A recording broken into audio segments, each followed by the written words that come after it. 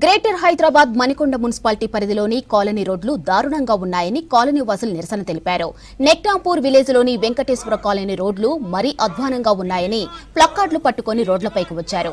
Municipal office చుట్టూ చెప్పులరిగేలా తిరిగి కంప్లైంట్లు ఇచ్చినా అధికారులు పట్టించుకోవడం లేదని ఆగ్రహం వ్యక్తం చేశారు.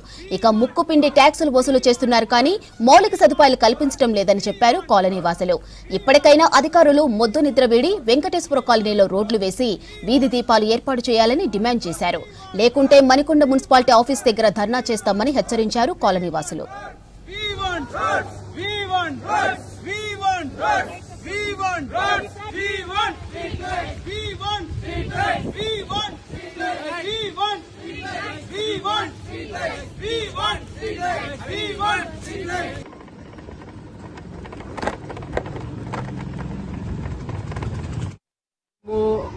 గత 3-4 సంవత్సరాల అయిన నుంచి ఈ రోడ్డు కోసం పోరాడుతున్నాము.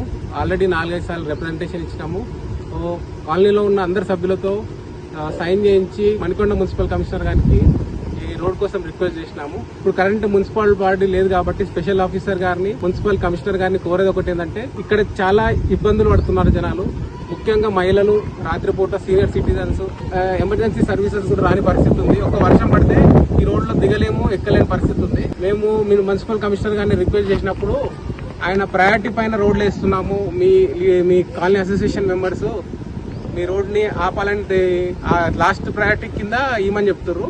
మేము రిక్వెస్ట్ చేసేది ఏంటంటే, మున్సిపల్ కమిషనర్ గారిని జనాల్లోని చోట రోడ్లు వేసే బదులు జనాలు ఇబ్బంది పడే చోట, మేజర్గా ఎక్కువ మంది జనాలు ఉన్న చోట ఫస్ట్ రోడ్ వేయాలని మీకు కోరుతున్నాను. 2019 ఫ్లాట్ కొనుక్కున్నా కానీ మాకు కనీస అవసరాలైనటువంటి స్ట్రీట్ లైట్స్ కానీ, స్ట్రీట్ రోడ్స్ కానీ, లేకపోతే వాటర్ ఫెసిలిటీ కానీ ఇప్పటి వరకు అధికారులు కల్పించలేదు. మేము చాలా స్ట్రగుల్ అవుతున్నాం. అంబులెన్స్ సర్వీస్, ఎమర్జెన్సీ సర్వీస్ ఏమున్నా కూడా ఇక్కడ రావడానికి అసలు వీలవ్వడం లేదు. నైట్ సాఫ్ట్వేర్ లేడీస్ వర్క్ చేసేటోళ్ళు కూడా భయపడుతున్నారు రావాలంటే. మేము ఎవరైనా ఒకరు తోడు రావడానికి మళ్ళీ మెయిన్ రోడ్ పైకి రావాల్సి వస్తుంది. సో దయచేసి అధికారులు అర్థం చేసుకొని ఇప్పటికైనా ఈ రోడ్ను వేయాలని కోరుకుంటున్నాం. రోడ్స్ అసలు బాగాలేవు. నేను ఎటైనా పోవాలన్నా కూడా మా పిల్లలతో చాలా రిస్క్ అవుతుంది. అసలు మా పెద్దలు అయితే ఎవరైతే ఉన్నారో వాళ్ళందరికీ చెప్పినా కూడా ఎవరు రెస్పాన్స్ ఇస్తలేరు. రోడ్స్ బాగాలేవు, స్ట్రీట్ లైట్స్ లేవు. ఇక్కడ నేను స్టార్టింగ్లో వచ్చినప్పుడు నేను మా అబ్బాయి వెళ్తుంటే బండి జారి పడిపోయింది.